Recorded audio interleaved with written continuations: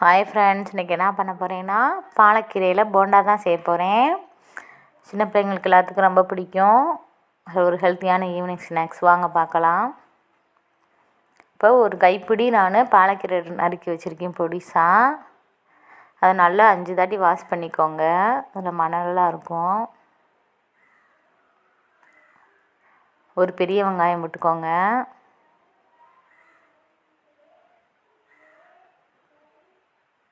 நாலு பூண்டு போட்டுக்கோங்க, பொடிசாக நறுக்கி போட்டுக்கோங்க.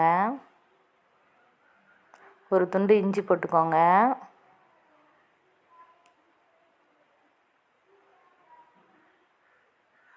கொஞ்சோண்டு மல்லித்தழை போட்டுக்கோங்க. கொஞ்சோண்டு கருவேப்பிலை போட்டுக்கோங்க. எல்லாம் பொடிசாக நறுக்கி போட்டுக்கோங்க. ஒரு சின்ன ஸ்பூனு சீரகம் போட்டுக்கோங்க. சின்ன ஸ்பூன்லேயே போடுங்க. ஒரு சின்ன ஸ்பூனு சோம்பு போட்டுக்கோங்க.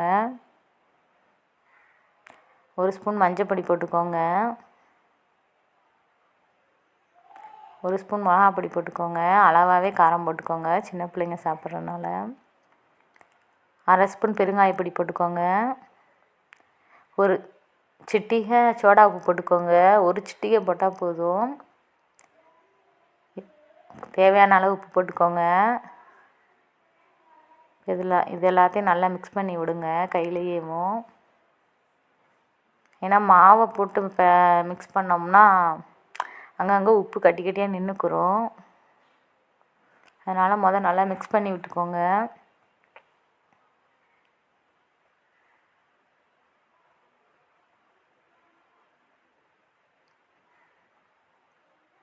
இப்போ ஒரு கப்பு கடலை மாவு போட்டுக்கோங்க. இது 100 கிராமு, ஒரு கப்பு. அரை கப்பு அரிசி மாவு போட்டுக்கோங்க. அரை கப்புனா 3 ஸ்பூன் வரும் அரிசி மாவு. 100 கிராம் கடலை மாவு, 3 ஸ்பூன் அரிசி மாவு. நல்லா மிக்ஸ் பண்ணி விட்டுக்கோங்க.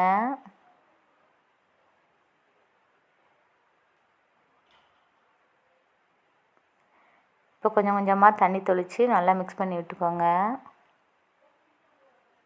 ரொம்ப கட்டியாகவும் மிக்ஸ் பண்ணிடாதீங்க, ரொம்ப தண்ணியாகவும் மிக்ஸ் பண்ணிடாதீங்க. மீடியமாக இருக்கணும்.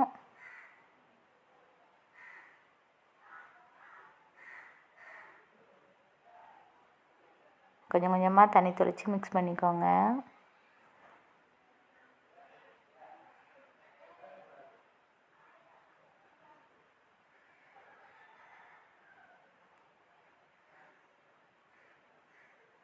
இந்த பக்குவத்தில் இருந்தால் போதும்.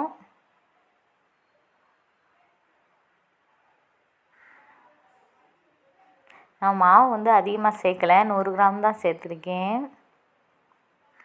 இப்போ கொஞ்சம் கொஞ்சமாக போட்டு எடுத்துக்கோங்க. எண்ணெய் நல்லா சூடாக இருக்கணும். நீங்கள் போண்டா போடும்போது சிம்மில் வச்சுருங்க. அதுக்கப்புறம் மீடியமாக வச்சுக்கோங்க அடுப்பை. நம்ம பெரிய போண்டாவை போட்டால் உள்ளுக்க வேகாது அவ்வளவா. அதே மாதிரி டேஸ்ட்டாகவும் இருக்காது மாவாகவும். இப்போ குட்டி குட்டியாக போண்டா போட்டு கொடுத்தீங்கன்னா நல்லா மொறுமொறுன்னு இருக்கும், டேஸ்ட்டாகவும் இருக்கும். சின்ன பிள்ளைங்க விரும்பி சாப்பிடுவாங்க.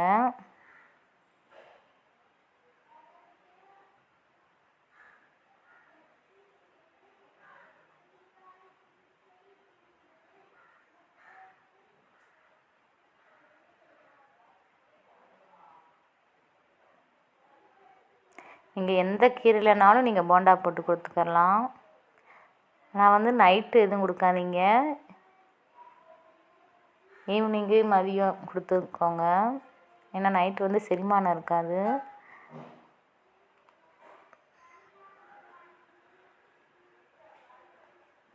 கீரை செரிமானம் ஆகிறதுக்கு 24 மணி நேரம் ஆகும்.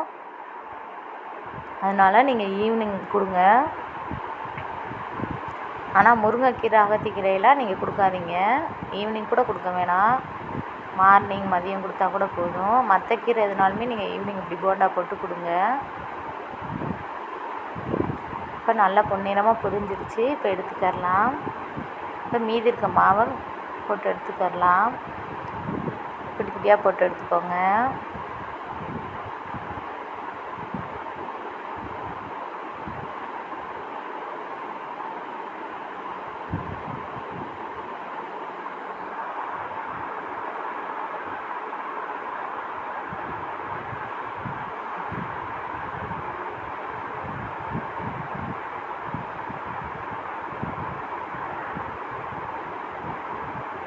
3 நிமிஷம் வெந்தால் போதும். நல்லா பிரட்டி விட்டுக்கோங்க. மீடியமாக அடுப்பை வச்சுக்கோங்க, கறிகிராமல் பார்த்துக்கோங்க. இப்போ நல்லா பொரிஞ்சிருச்சு. இப்போ எடுத்துக்கோங்க.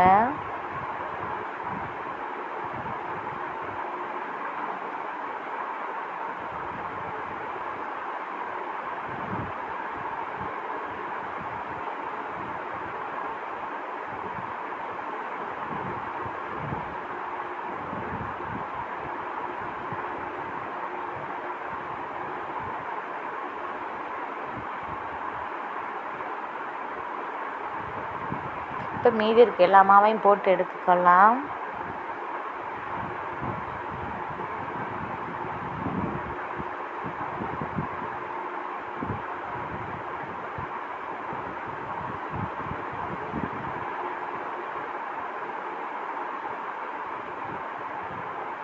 இப்போ நல்லா மொறுன்னு வெந்துருச்சு. இப்போ அவ்வளோதான், போண்டா ரெடி ஆயிடுச்சு. பாலக்கீரை போண்டா டேஸ்ட் பண்ணி பாருங்கள், செம்மையாக இருக்கும். நல்லா மொறுன்னு இருக்கும். மறக்காமல் லைக் பண்ணுங்கள், சப்ஸ்கிரைப் பண்ணுங்கள், கமெண்ட் பண்ணுங்கள். வாங்க ஃப்ரெண்ட்ஸ், சாப்பிட்லாம்.